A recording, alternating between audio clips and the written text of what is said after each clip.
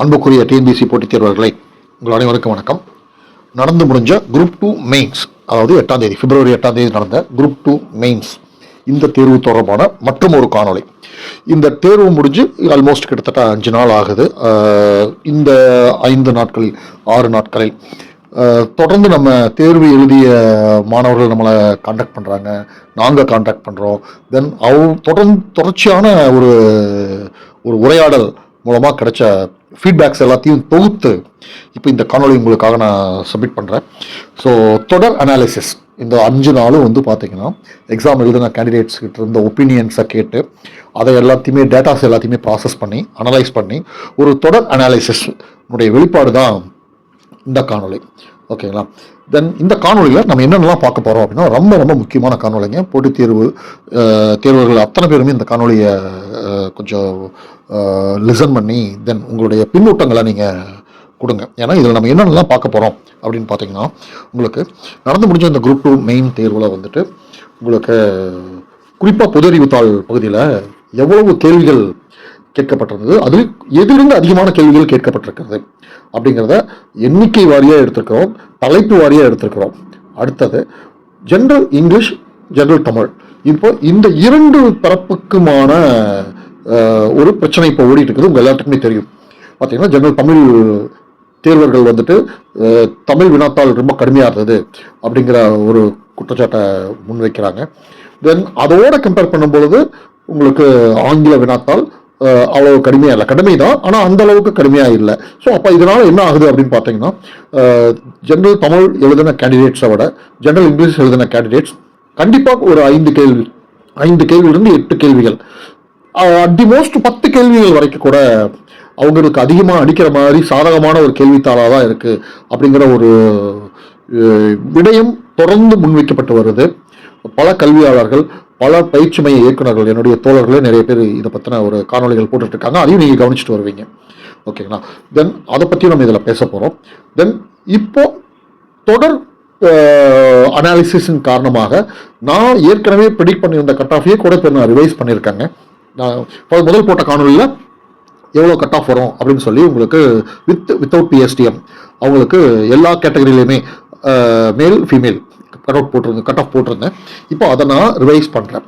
ஏன் ரிவைஸ் பண்ணுறேன் அப்படின்னா, ஏன்னா தொடர்ச்சியாக நம்ம டேட்டா அக்குமுலேட் ஆகிட்டே இருக்கு. ஸோ அதனால் நம்ம அதை மறுசீராய்வு பண்ண வேண்டிய ஒரு சூழ்நிலை, அது ஒன்றும் தவறு கிடையாது. இதற்கு அப்புறமும் கட் ஆஃப் நான் ரிவைஸ் பண்ண வேண்டிய ஒரு சூழ்நிலை வந்தாலும் வரும். ஏன்னா இந்த அஃபிஷியல் கீ வராமல் இருக்குது. இந்த காணொலி பதிவு பண்ணுற இந்த நேரம் வரைக்கும் அஃபிஷியல் கீ இன்னும் வராமல் இருக்குது. எல்லாத்துக்கும் மேலே முக்கியமான ஒரு விஷயத்த உங்கள் முன்னாடி நான் வைக்க போகிறேங்க. இந்த கேள்வித்தாள் அவுட் ஆயிருக்கா? எக்ஸாமுக்கு முன்னாடியே, தேர்வுக்கு முன்னாடியே, 8ஆம் தேதி பிப்ரவரி எக்ஸாம் நடந்துச்சு. அதுக்கு முன்னாடியே இந்த கேள்வித்தாள் அவுட் ஆயிருக்கா? அவுட் ஆனதுக்கான அறிகுறிகள் தெரிய வந்திருக்குது. அதை நான் உங்கள் முன்னாடி வைக்கிறேன். அதுக்கப்புறம் நீங்களே முடிவு பண்ணிக்கங்க. டிஎன்பிஎஸ்சிக்கும் இதை ஒரு கோரிக்கையாகவே வைக்கிறோம். ஓகேங்களா? தொடர்ந்து இந்த காணொலி பாருங்க. ரைட். இப்போ இதனுடைய இந்த தேர்வில் ரொம்ப முக்கியமான ஒரு விஷயம் என்ன அப்படின்னு பார்த்தீங்கன்னா, கேட்கப்பட்ட கேள்விகள் பொது அறிவுத்தாளில் கேள்விகள் எவ்வளவுக்கு கடினமாக, எந்த அளவுக்கு ஸ்டாண்டர்டாக இருந்துச்சு அப்படிங்கிறது நம்ம எல்லாத்துக்குமே தெரியும். நம்ம இதை எதிர்பார்த்தது தான். ஏன்னா அவங்க அந்த ஸ்டைலில் கேட்க போன குரூப் 1 அதுக்கு முந்தின குரூப் 1லேருந்தே ஸ்டார்ட் பண்ணிட்டாங்க. ஸோ இது ஆஸ் எக்ஸ்பெக்டட், எதிர்பார்த்தபடியே இந்த 100 கேள்விகளுமே பார்த்தீங்கன்னா நல்லா ஸ்டாண்டர்டாக இருந்துச்சு, டஃப்பாகவும் இருந்துச்சு. ஈஸியெல்லாம் அடிக்க முடியாதுங்க. ஓகேங்களா? மிக முக்கியமாக கிட்டத்தட்ட 20க்கும் மேற்பட்ட கேள்விகள், எக்ஸாக்டா சொல்லணும்னா 24 கேள்விகள் இருந்து ஒரு 28 கேள்விகள் வரைக்கும் உங்களுக்கு பாலிசி நோட்ல இருந்து எடுத்திருக்காங்க. பாலிசி நோட் அதாவது கொள்கை விளக்க குறிப்பு, தமிழ்நாடு அரசனுடைய கொள்கை விளக்க குறிப்பு. பட்ஜெட் மேனுவல் போடுவாங்க இல்லைங்களா? ஒவ்வொரு துறை வாரியா மானிய கோரிக்கை எப்போ ஒவ்வொரு துறையினுடைய கொள்கை விளக்க குறிப்பையும் சட்டசபையில தாக்கல் பண்ணுவாங்க. அந்த பாலிசி நோட்ல இருந்து 24 28 கேள்வி வரைக்கும் எடுத்திருக்காங்க. பார்த்தீங்கன்னா உங்களுக்கு ஸ்கீம்ஸ், எல்லா ஸ்கீம்ஸுமே அதில் இருக்கு. ஓகேங்களா? தென் அதுக்கப்புறம் e governance, CM dashboard, ITNT hub, அது மட்டும் இல்லாமல் எக்கானமி, சோசியல் இஷ்யூஸ் சம்பந்தமான கேள்விகளும் கூட அதிலிருந்தே எடுக்கப்பட்டுள்ளது. ஓகேங்களா? பாலிசி நோட்ல இருந்து எடுத்திருக்காங்க. 24 28 கேள்வி வரை எடுத்திருக்காங்க. பாலிசி நோட்லேருந்து எடுத்திருக்காங்க. ஓகேங்களா? ஸோ அப்போ இனி எதிர்வரும் காலங்களில் இந்த 2025 நடக்க போகிற தேர்வுகளில் உங்களுக்கு பாலிசி நோட்டை எந்த அளவுக்கு நீங்கள் தரவாக படிக்கணும் அப்படிங்கிறத நீங்கள் நான் சொல்ல வேண்டியதில்லை, இந்த டேட்டாவிலிருந்தே உங்களுக்கு நீங்கள் தெரிஞ்சுக்கலாம். ஓகேங்களா? ஸோ இப்போ இந்த பாலிசி நோட்ஸ், ஸோ அப்போ ஸ்கூல் புக்ஸ்லாம் படிக்க வேணாமா அப்படின்னா, ஸ்கூல் புக்ஸ் கட்டாயங்க, அதுதான் பேஸ், அதுதான் ஒரு ஃபவுண்டேஷன், அதுதான் அஸ்திவாரம். ஓகேங்களா? அதையும் தாண்டி கூட அடிஷ்னலாக பாலிசி நோட் படிக்கணும். தென் தமிழ்நாடு அரசு வெளியிடக்கூடிய தமிழ் அரசு மேகசின்லேருந்தும் நிறைய கேள்விகள் கேட்டிருக்கு. இது நம்ம எங்கள் ஸ்டூடெண்ட்ஸ்க்கு நாங்கள் தொடர்ந்து வழக்கமாக கொடுக்குறது தான். ஒவ்வொரு முறையும் நாங்கள் வந்து தமிழ் அரசு மேகசின்லேருந்து தனியாக கொஸ்டின்ஸ் எடுத்து எக்ஸ்பெக்டட் கொஸ்டின்ஸ் சொல்லி நாங்கள் கொடுக்குறது வழக்கம். ஸோ அதே மாதிரி தான் பாலிசி நோட்டையுமே கிளாஸ் நடத்தும் போதே வாராந்திர தேர்வுகள்லையுமே பாலிசி நோட்லேருந்து கொஸ்டின்ஸ் நாங்கள் இன்க்ளூட் பண்ணியிருந்தோம். ஸோ அதன் விளைவாக மாணவர்கள் நல்லாவே எழுதியிருக்காங்க. ஓகேங்களா? ஸோ பொதுவாக நான் உங்களுக்கு சொல்ல வர என்னன்னா, ஸ்கூல் புக்ஸ் அது வந்து அடிப்படையான குறைந்தபட்ச தேவை அப்படிங்கிறது. ஸோ அதை தரவாக படித்ததுக்கப்புறம் இந்த மாதிரியான புக்ஸை நீங்கள் கண்டிப்பாக படிக்கணும். பாலிசி நோட்ஸ் அது உங்களுக்கு வெப்சைட்லேயே இருக்குது, அரசு வெப்சைட்லேயே நீங்கள் போனீங்கன்னா ஒவ்வொரு டிபார்ட்மெண்ட்டுக்கும் மொத்தம் 38 டிபார்ட்மெண்ட் இருக்குது. ஒவ்வொரு டிபார்ட்மெண்ட்டினுடைய பாலிசி நோட்டையும் நம்ம டவுன்லோட் பண்ணி நம்ம அதில் முக்கியமானதை மட்டும் படித்தா போதும், எல்லாத்தையும் படிக்கணுங்கிறது கிடையாது. ஏன்னா ஒவ்வொரு டிபார்ட்மெண்ட்டோட பாலிசி நோட்டும் சராசரியாக வந்து 250 பக்கத்துலேருந்து 300 பக்கத்தில் இருக்குது. அப்போ 38 டிபார்ட்மெண்ட்னா அப்போ அவ்வளவே படிக்கணுமான்னா அது ஸ்மார்ட் ஒர்க்கு கிடையாது. தேவையான தகவல்கள் ஸ்கீம்ஸ் சம்பந்தமான முக்கியமான புள்ளிவிவரங்களை மட்டும் படித்த போதும். அதாவது ஒரு ஜஸ்ட் ஒரு ப்ரௌஸ் பண்ணிட்டு போனீங்கனாலே போதும், உங்களால் நல்லா பண்ண முடியும். திரும்பவும் சொல்கிறேன், இந்த நடந்து முடிஞ்ச தேர்வுகள் 24 28 கேள்விகள் உங்களுக்கு பாலிசி நோட்லேருந்து கேட்டிருக்காங்க. ஓகே, அடுத்தது இந்த இங்கிலீஷ் தமிழ் பிரச்சனைக்கு வருவோமே. இங்கிலீஷ் கேண்டிடேட்ஸ் தமிழ், இது வந்து பார்த்தீங்கன்னா நான் ஏற்கனவே சொல்லியிருந்த காணொலியில் சொன்ன மாதிரி இந்த 2 தாளும் இருக்கும் பொழுது, அது ஸ்கோரிங் பேப்பராக இருக்கும் பொழுது, இந்த 2னுடைய கடினத்தன்மையும் ஒரே நேர்கோட்டில் கொண்டு வருவது என்பது இயலாத காரியம். Practically impossible. இப்போ இதை கிரிட்டிசைஸ் பண்ற எல்லாருமே பாத்தீங்கன்னா தமிழ் டஃப், இங்கிலீஷ் ஈஸி, இதை வந்து டிஎன்பிசி வந்து ஒரு உள்நோக்கத்தோட பண்றாங்க.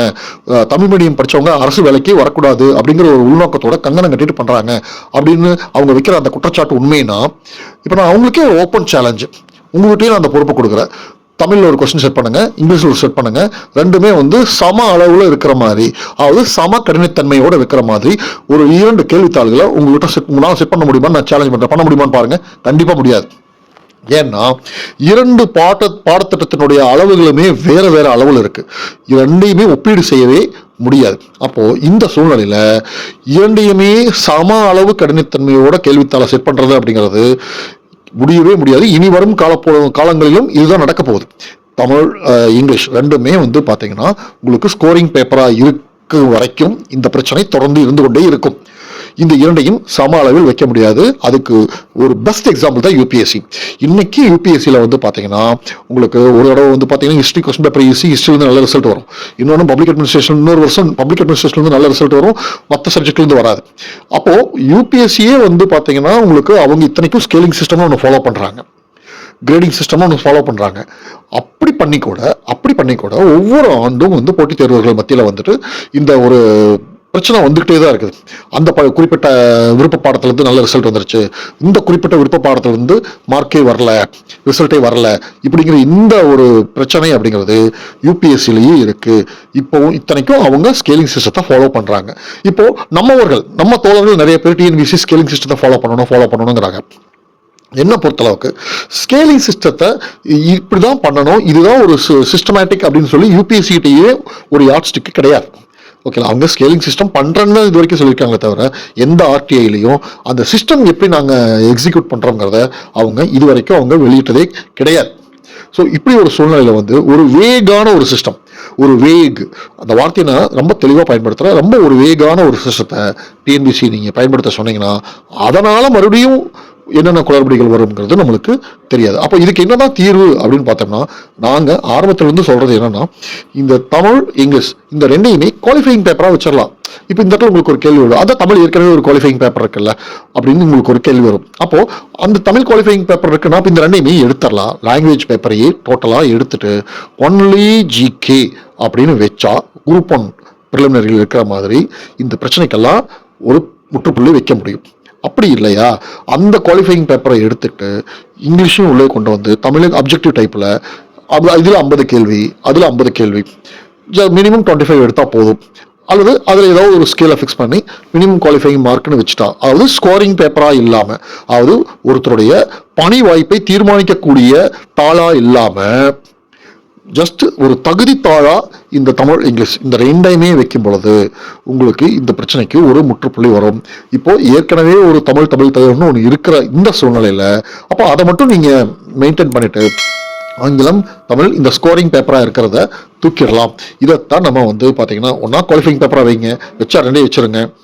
ஏன்னா அரசு பணிபுரிபவர்களுக்கு ஒரு அடிப்படை ஆங்கில அறிவும் அவசியம் இல்லையா? அப்போ அதையும் தானே டெஸ்ட் பண்ணணும். ஏற்கனவே தமிழ் குவாலிஃபைங் பேப்பர் இருக்கு, அப்போ அதே மாதிரி இன்னொரு இங்கிலீஷ் குவாலிஃபைங் பேப்பர் அப்படி வச்சுட்டு ஜிகே தான் வந்து ஒருத்தருடைய பணி வாய்ப்பை தீர்மானிக்கக்கூடிய தாள். அது ஜிகே பிளஸ் ரீசனிங் கூட வச்சுக்கலாம், தப்பு இல்லை. இதை பண்ணினா மட்டும்தான் இந்த பிரச்சனை முடிவுக்கு வரும். இல்லைன்னா இப்போ எழுந்திருக்கக்கூடிய விமர்சனம் டிஎன்பிசிக்கு எதிராக இப்பொழுது முன்வைக்கப்பட்டு வரும் விமர்சனம், அதாவது தமிழ் மாணவர்கள் வஞ்சிக்கப்பட்டு விட்டார்கள், தமிழ் மாணவர்கள் ஏமாற்றப்பட்டு விட்டார்கள். கண்டிப்பா வந்து பாத்தீங்கன்னா 5 கேள்வியிலிருந்து 10 கேள்வி வரைக்கும் பொது ஆங்கிலம் எடுத்தவங்க அதிகமாக போட முடியும். அப்போ 5 கேள்வி 10 கேள்விங்கிறப்போ ஒரு பணி நிர்ணயம் செய்யற வாய்ப்பே அதுல உள்ளே எல்லாமே உள்ள வந்துடும். ஒரு கேள்வியில 1000 பேர் உள்ள வருவாங்க, 1000 பேர் வெளியே போவாங்க. அப்போ பெரும்பாலானவங்களுடைய வாதம் எப்படி இருக்கு அப்படின்னு பாத்தீங்கன்னா, இந்த முறை குரூப் 2A பணியிடத்துல உங்களுக்கு முக்கியமான பணியிடங்கள் எல்லாத்தையுமே யாருக்கு போகுது அப்படின்னு பாத்தீங்கன்னா ஜெனரல் இங்கிலீஷ் போட்டவங்களுக்கு தான் போக போகுது அப்படிங்கிற ஒரு கருத்தை முன் வைக்கிறாங்க. அப்போ அது வந்துட்டு இப்ப இந்த மாதிரியான விமர்சனங்களை இந்த மாதிரியான குற்றச்சாட்டுகளை எதிர்வரும் காலங்களில் டிஎன்பிஎஸ்சி அவாய்ட் பண்ணணும் அப்படின்னா உங்களுக்கு இது ஒண்ணுதான் வழி. என்னது? தமிழ் இங்கிலீஷ் இந்த 2 அப்ஜெக்டிவ் பேப்பருமே ஸ்கோரிங் பேப்பரா இருக்குது இல்லைங்களா? இதை தூக்கிட்டு தென் ஏற்கனவே தமிழ் குவாலிஃபைங் பேப்பர் இருக்குது, அதே மாதிரி இங்கிலீஷ் குவாலிஃபைங் பேப்பரே ஒன்று வச்சுக்கிட்டோம்னா இந்த பிரச்சனைக்கு ஒரு முற்றுப்புள்ளி. ஏன்னா இந்த 2025 மறுபடியும் குரூப் 2 குரூப் 2A தேர்வு வரப்போகுது. இதுல குரூப் 4ல வந்து பாத்தீங்கன்னா உங்களுக்கு ஜெனரல் இங்கிலீஷ் இல்லைங்கிறதே வந்து அது ஒரு மிகப்பெரிய அநீதி. ஏன்னா உங்களுக்கு குரூப் 4ல வந்துட்டு ஜெனரல் இங்கிலீஷ் இல்லைங்கிறதுனால குறைஞ்சது கிட்டத்தட்ட ஒரு 5 லட்சம் 6 லட்சம் மாணவர்கள், 4 to 6 லட்சம் போட்டித் தேர்வர்கள் இதனால கடுமையா வந்து பாதிக்கப்படுறாங்க. ஏன்னா அவங்களுக்கான அவுட்லெட் எதுவுமே இல்லை. அவங்க குரூப் 1 அல்லது குரூப் 2 இதை மட்டுமே நம்பி இருக்க வேண்டிய ஒரு சூழ்நிலை இருக்கு. அவர்களுக்கு குரூப் 4 அப்படிங்கிற கதவுகள் மூடப்பட்டிருக்குது. ஓகே, அந்த குரூப் 4ல ஜெனரல் இங்கிலீஷ் எடுத்ததுக்கு தகுந்த காரணங்கள் ஏதாவது அறிவியல் பூர்வமான காரணங்கள் ஏதாவது டிஎன்பிசி தரப்புல இருக்கா அப்படின்னா இல்ல.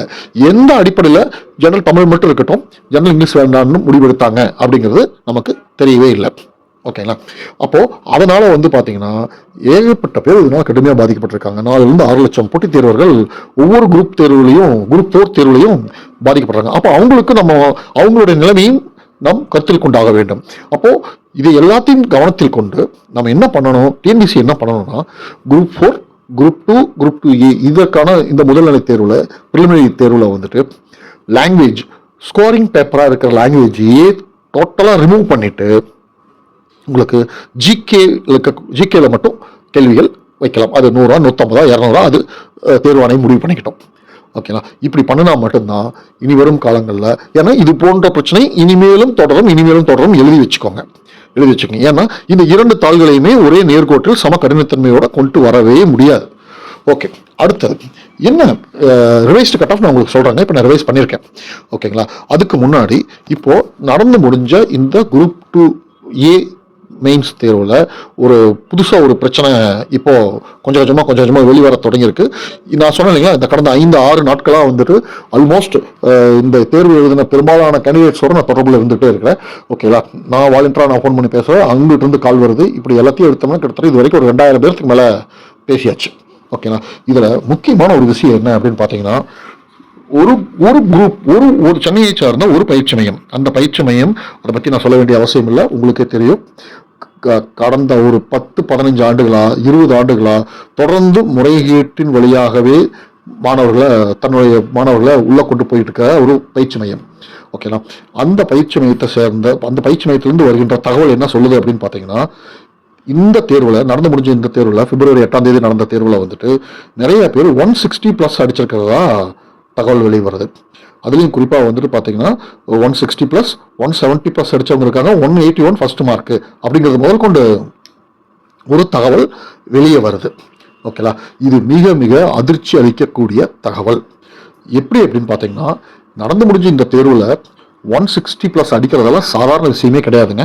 நீங்கள் யூபிஎஸ்சியில் டாப்பரையே கொண்டு வந்தாலும் சரி, அல்லது போன வருஷம் குரூப் 1ல் டாப்பராக வந்தாங்க இல்லைங்களா மாருதி பிரியா, அவங்ககிட்ட நீங்கள் இந்த கொஸ்டின் பேப்பர் கொடுத்தீங்கனாலுமே, யாருக்கிட்ட கொடுத்தீங்கனாலுமே அவங்ககிட்ட கொஸ்டின் பேப்பர் கொடுங்க, கூட ஒரு 20 நாள் டைம் கொடுத்தும் கொடுங்க.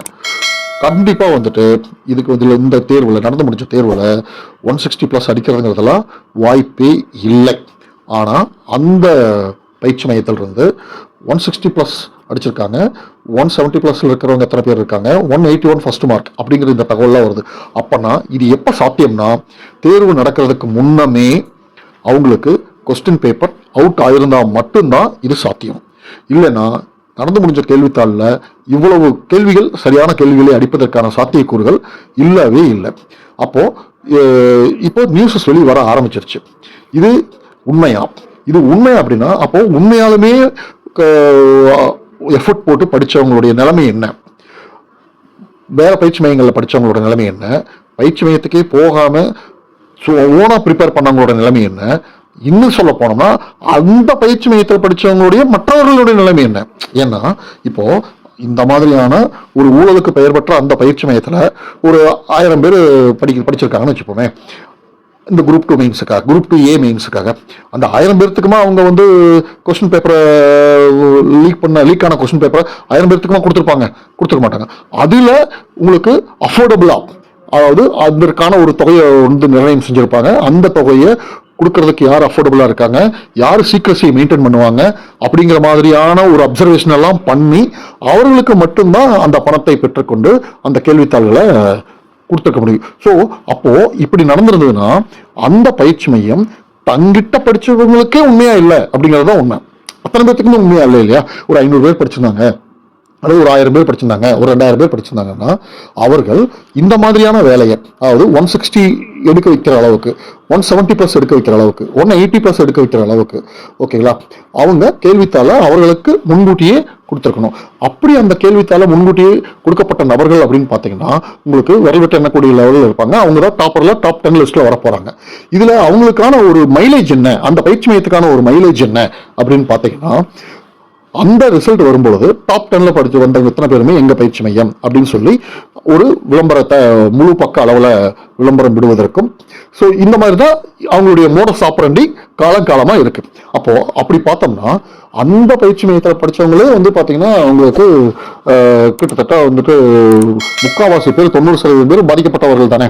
இப்போ நம்ம என்ன கேட்கிறோம் அப்படின்னா, டிஎன்பிஎஸ்சி இந்த மாதிரி விஷயங்களுக்கு என்ன மாதிரியான பதில் சொல்ல போகுது? டிஎன்பிஎஸ்சி இதை வந்து சீரியஸாகவே பார்க்கணும் திருத்தும் போது. ஏன்னா நடந்து முடிஞ்ச இந்த தேர்வில் 155 எடுத்தாலே அது பெரிய விஷயங்க. ஓகேனா, the most very extraordinary candidate, extraordinary performance இருந்தால் மட்டும்தான் 155 டச் பண்ண முடியும். ஆனால் அந்த ஒரு பயிற்சி மையத்தில் 160+ எங்கள் மாணவர்கள் இத்தனை பேர், 170+ எங்கள் மாணவர்கள் இத்தனை பேர் இருக்காங்க, 181 ஃபர்ஸ்ட் மார்க் அப்படின்னு சொல்லி ஒரு தகவலை வெளியே விடுறாங்க அப்படின்னா இதை ஜஸ்ட் காமெடி பண்ணுறாங்கன்னு கடந்து போகிறது ஒரு நிலைப்பாடு. இன்னொன்று, அதில் ஏதோ ஒரு சீரியஸ்னஸ் இருக்குது அப்படின்னு சொல்லி சீரியஸாக அதை வியூ பண்ணுறது இன்னொரு நிலைப்பாடு. ஓகேங்களா, இப்போது டிஎன்பிஎஸ்சி எல்லா OMR ஸ்கேன் பண்ணதுக்கு பிறகு சேர்மனுக்கு இந்த ஒரு கோரிக்கையை நாங்கள் வைக்கிறோம். அத்தனை ஜெனியூனாக ப்ரிப்பேர் பண்ண அத்தனை பேர்த்தினுடைய சார்பாகவும் TNPSC chairman, controller of the examination, secretary to TNPSC இவங்களுக்கு நாங்கள் முன்வைக்கிற கோரிக்கை என்னென்னா, கண்டிப்பாக நீங்கள் எல்லா OMR ஸ்கேன் பண்ண உடனே அதில் டாப் மார்க் உங்களுக்கு தெரிய போகுது. திரும்பவும் சொல்கிறேன், யாரெல்லாம் 160க்கு மேலே இருக்காங்களோ, 160+ எத்தனை பேர் இருக்காங்களோ, ஸோ அதை எல்லாமே அந்த அந்த அந்த தேர்வர்களை நீங்கள் விசாரணைக்கு உட்படுத்த வேண்டும். ஓகேங்களா, இதை செஞ்சால் மட்டும்தான் இது வந்து இதை டிஎன்பிஎஸ்சி பண்ணணுங்கிறது நம்மளுடைய கோரிக்கை. இதை பண்ணுமா அப்படிங்கிறது தான் நம்ம முக்கியமாக பார்க்க வேண்டியது இருக்குதுங்க. ஓகேங்களா, அன்பார்ந்த போட்டித் தேர்வர்களே, இது வந்து ஒரு முக்கியமான ஒரு விஷயம், இப்போ வெளியே வந்துகிட்டு இருக்கிற விஷயம். ஏன்னா இந்த கேள்வித்தாளை பார்த்த ஜெனியூனாக ப்ரிப்பேர் பண்ண எந்த போட்டித் தேர்வர்களும் சொல்லிடுவாங்க, இந்த கேள்வித்தாளில் 160+ எல்லாம் அடிக்கவே முடியாது. ஆனால் 160+ இத்தனை பேர் இருக்காங்க, 170 இத்தனை பேர் இருக்காங்க, 181 இத்தனை பேர் இருக்காங்க அப்படின்னு சொல்லி ஒரு பயிற்சி மையம் சொல்லுது அப்படின்னா அவர்களுக்கு இந்த கேள்வித்தாள்கள் முன்கூட்டியே கசிய விடப்பட்டிருக்க வேண்டும். அப்படி கேள்விகளை முன்கூட்டியே கசிய விடப்பட்டிருந்தால் அந்த முறையீட்டில் டிஎன்பிசி செக்ரட்டரிக்கோ, டிஎன்பிசியினுடைய கண்ட்ரோலர் ஆஃப் எக்ஸாமினேஷனுக்கோ, டிஎன்பிசியினுடைய சேர்மனுக்கோ தொடர்பு இருக்க வாய்ப்பில்லை, அவர்களுக்கு தெரிந்திருக்க வாய்ப்பில்லை. கீழ்நிலையில் இருக்கக்கூடிய அல்லது இடைநிலையில் இருக்கக்கூடிய அலுவலர்கள், அதிகாரிகள் தான் அதற்கு உடந்தையாக இருப்பார்கள். ஏன்னா இது ஒரு முறை இருமுறை இல்லை, பல முறை டிஎன்பிசியில் உள்ள சில கருப்பாடுகள் மூலமாக இப்போ நான் சொல்கிற இதே பயிற்சி மையம் பல குற்றச்சாட்டுகளுக்கு ஆளாயிருக்கு. சிபிசிஐடி வழக்குகள், பல வழக்குகள் இருக்குது. அந்த வழக்குகள் எல்லாம் கைதாகிடக்கூடாதுங்கிறதுக்காக அந்த பயிற்சி மைய இயக்குனர் பல முறை முன்ஜாமீன் வாங்கி இந்த வழக்கில் இருந்து தப்பிச்சிட்டு இருக்காரு. தொடர்ந்து அந்த வழக்கு இப்போ எந்த நிலைமையில் இருக்குன்னு கூட தெரியல. ஆகவே இப்போ இந்த மேலே நாங்கள் இந்த விஷயத்தை நாங்கள் முன்வைக்கிறோம். இது டிஎன்பிசி மேலே அவதூறு பரப்புறதோ குற்றச்சாட்டு வைக்கிறதோ எங்களுடைய நோக்கம் அல்ல. டிஎன்பிசியில் இருக்கக்கூடிய இந்த முக்கியமான 3 அதிகாரிகளுக்குமே தெரியாத அளவுக்கு கீழ்நிலை மட்ட அளவில் இன்வால்வ் ஆகியிருப்பாங்க. இது உண்மையாக இருந்தால் 160+ அடித்தவங்களுடைய அவங்க சொல்கிற எண்ணிக்கைகள், 170+ அடித்தவங்க, 180 இப்படியெல்லாம் சொல்கிறது உண்மையாக இருந்தால் கேள்வித்தாள் வினாத்தாள் கசிய விடப்படாமல் இது நடந்திருக்க வாய்ப்பே அல்ல. ஆகவே டிஎன்பிசி உடனடியாக இந்த மதிப்பெண்கள் எல்லாம் தெரிஞ்சதுக்கப்புறம், ஸ்கேன் பண்ணி முடிச்சதுக்கப்புறம் 160 அண்ட் எபோவ் எத்தனை பேர் இருக்காங்களோ அத்தனை பேர்த்தையும் விசாரணைக்குட்படுத்தலாம். அவர்கள் எங்கே படித்தாங்க, என்ன பண்ணாங்க, அவங்களோட கம்ப்ளீட் டேட்டாவை எடுக்கணும். அதை டிஎன்பிசி பண்ணணும்னு நம்ம எதிர்பார்க்குறோம்.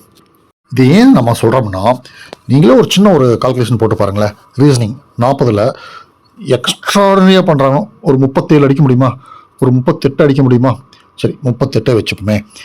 அடுத்தது லாங்குவேஜில் உங்களுக்கு தமிழ், இங்கிலீஷ் இந்த 2 பேப்பருமே எப்படி இருந்ததுன்னு நம்மளுக்கு தெரியும். இப்போது அதில் இங்கிலீஷ், ஏன்னா தமிழை விட இங்கிலீஷ் ஈஸின்னு சொல்கிறாங்க. ஓகே, இங்கிலீஷே எடுத்துப்போமே. அதில் 55 அடிச்சிட முடியுமா? வாய்ப்பே இல்லை. இருந்தாலும் 55 அடிச்சதாகவே வச்சுப்போமே. 50 தான் பண்ண முடியும். 52, 53, 55ங்கிறது இட் இஸ் எக்ஸ்ட்ரானரி பர்ஃபார்மன்ஸ். இங்கிலீஷை பொறுத்தவரை நான் தமிழை சொல்லவே இல்லை, ஏன்னா தமிழ் விட டஃப். ஓகே, 55 அடிச்சதாகவே இருக்கட்டுமே. அப்போது ரீசனிங்கில் 38, தென் லாங்குவேஜ் இங்கிலீஷ் 55, 93 ஆச்சு. தென் அதுக்கப்புறம் வந்து பார்த்திங்கன்னா பேலன்ஸ். இப்போது ஜிகே பற்றி உங்களுக்கே தெரியும். ஓகேங்களா? இந்த ஜிகேயில் எவ்வளவு அடிக்க முடியும் அப்படின்னா உங்களுக்கு கால்குலேட் பண்ணி பாருங்களேன். இப்போது ஒரு 155க்கு மேலே 160க்குள்ளே டாப்பருடைய மார்க் அப்படின்னு பார்த்தோம்னா உங்களுக்கு இப்படி தான் இருக்க முடியும். ஆனால் 160க்கு மேலேயே இத்தனை பேர், 170க்கு மேலே இத்தனை பேர் அப்படின்னா இது வந்து ஒரு எராட்டிக் நம்பர்ஸ்.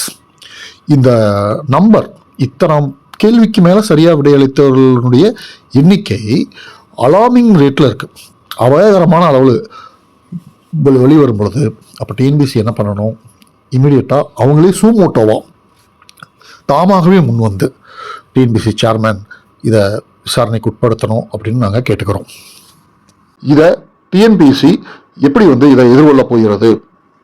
டிஎன்பிசி வெளிப்படைத்தன்மையோடு நடந்து கொண்டு இந்த 160+ எடுத்தவங்க 160+ எடுத்தவங்களை ஒரு விசாரணைக்கு உட்படுத்துவார்களா, அல்லது எப்பவும் போல இதை கடந்து போயிடுவாங்களா அப்படிங்கிறது ஒரு பெரிய ஒரு இதாக இருக்குதுங்க.